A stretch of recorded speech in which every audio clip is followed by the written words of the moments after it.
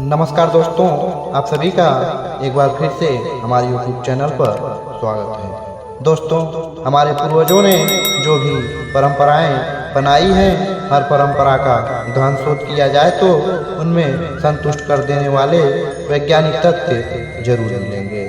आज की पीढ़ी भले ही हर धार्मिक एवं सांस्कारिक परंपरा में वैज्ञानिक पहलू खोजती हो और खोजना भी चाहिए, लेकिन तत्कालीन संतुष्टिपूर्ण तर्कों का उत्तर न मिलने पर वे ये समझ लेते हैं कि यह सब अंधविश्वास है। तो चलिए आज आपको एक ऐसी ही कथा से हम आप सबको अवगत करवाते हैं। यह घटना है प्रयागराज की। प्रयागराज में एक पंडित जी अपने पितरों को तर्पण दे रहे थे। पंडित जी वेल एजुकेटेड थे, फिर भी वो ये सब कर रहे थे। पंडित जी को नदी में तर्पण करता देख वहाँ मौजूद एक नई पीढ़ी का नौजवान आया और नदी में आधे पांव जल में घुसकर हाथों से जल उठाया तथा सूर्य की ओर जल गिराते हुए उच्च स्वर में आंखें बंद करके बोलता है, यहाँ से कोसों दूर मेरी बकरी को प्यास लगी होगी, ये जल उस तक जरूर पहुँचे। नौजवान की इस मूर्खता भरी हरकत को देख पंडित जी हंस पड़े और इतराज जताते हुए नौजवान से बोले, अरे जजमान, यह आप क्या बोल रहे हो? यहाँ से पानी आपकी जीवित बकरी तक कभी भी नहीं पहुँचेगा। इस पर नौजवान बोला, यदि आपका दिया हुआ जल पितरों तक पहुँच सकता है तो मेरा यहाँ से अर्पण किया गया जल बकरी तक क्यों नहीं पहुँच सकता? पंडित जी को नौजवान के अल्पज्ञान पर बड़ा दुख हुआ। हालांकि तर्पण करने के पीछे की परंपरा, आस्था का रहस्य और वेदों के ज्ञान से पंडित जी भली भांति परिचित थे और पंडित जी इस बात से भी पूर्णतः अवगत थे कि जल पितरों तक पहुँचेगा या नहीं, पर इसको नौजवान के सामने तत्काल सिद्ध कर पाना पंडित जी के लिए शायद असंभव था, क्योंकि उनके पास सिद्ध करने के लिए कोई मंत्र शक्ति या वस्तु उपलब्ध ही नहीं थी, जिस वजह से उन्होंने उस नौजवान को उत्तर देना भी सही नहीं समझा और मौन हो गए। इस घटना की वार्तालाप को सुन रहे एक इंजीनियर ठहाका मारकर हंसने लगे और बोले कि सब पाखंड है जी, जिसका कोई सबूत ही नहीं उसका क्या अस्तित्व। अब इस बार वेदों के ज्ञाता पंडित जी ने चुप्पी तोड़ी और अब दोनों को ज्ञान से परिचित कराने के लिए नदी से बाहर निकलते हुए पंडित जी इंजीनियर बाबू के बगल रखी मेज पर कैलकुलेटर उठाकर एक नंबर डाल करते हैं और कैलकुलेटर अपने कान से लगा लेते हैं। पंडित जी बार बार हेलो हेलो करते रहे, लेकिन दूसरी तरफ से कोई प्रतिक्रिया नहीं आ रही थी।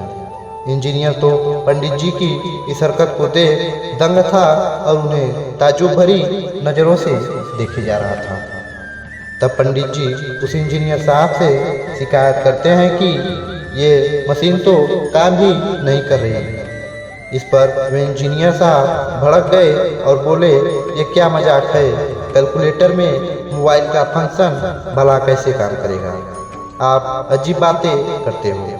तब इस पर चुटकी बजाते हुए पंडित जी बोले, तुमने सही कहा, वही तो मैं भी कह रहा हूँ कि स्थूल शरीर छोड़ चुके लोगों के लिए बनी व्यवस्था जीवित प्राणियों पर कैसे काम करेगा। वो महाशय जी वहाँ खड़े जल अर्पित करते हुए बोलते हैं कि जल मेरी बकरी तक पहुँचे, भला यह कैसे असंभव है। इस पर इंजीनियर साहब अपनी छेप मिटाते हुए कहने लगे, यानी अपनी नासमझी दलीलों को छिपाते हुए बोले कि ये सब पाखंड है महाशय।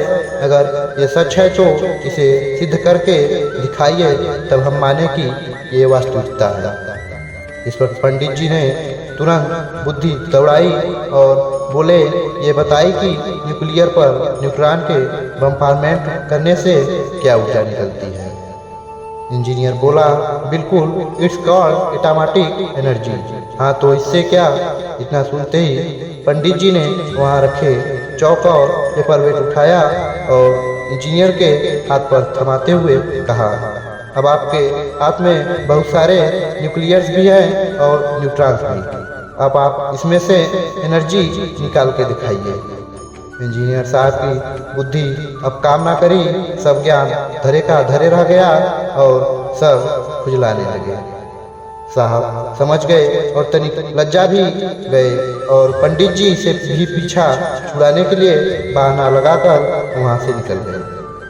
तो दोस्तों, कहने का मतलब यह है कि यदि हम किसी विषय तथ्य को प्रत्यक्ष सिद्ध नहीं कर सकते तो इसका अर्थ है कि हमारे पास समुचित ज्ञान, संसाधन व अनुकूल परिस्थितियाँ नहीं हैं।